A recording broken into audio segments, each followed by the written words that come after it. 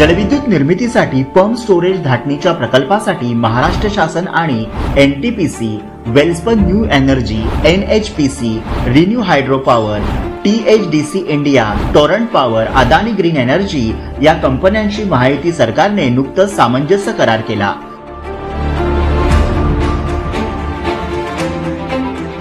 यामध्ये 62,550 इतकी रोजगार निर्मिती होणार आहे।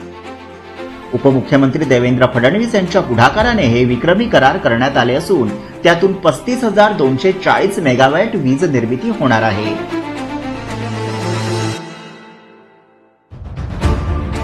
राज्यातील या प्रकल्पांमध्ये सुमारे 1,88,750 कोटी रुपयांची गुंतवणूक, तर राज्यात 2030 पर्यंत 50% वीज निर्मिती ही नैसर्गिक ऊर्जा स्रोतांमधून होणार आहे। या करारामुळे शाश्वत वीज निर्मिती आणि अर्थव्यवस्था वाढीस मोठा हातभार लागणार आहे। राज्याची एकूण वीज निर्मितीची स्थापित क्षमता 43,000 मेगावॅट असून 40,870 मेगावॅटचे पंप स्टोरेज क्षेत्रात वीज निर्मिती करार झाल्यानं हरित ऊर्जा क्षेत्रात राज्याचं हे मोठं पाऊल आहे। जनकल्याणाची राज्यात सौर ऊर्जा निर्मितीतही लक्षणीय वाढ करण्यात येत आहे।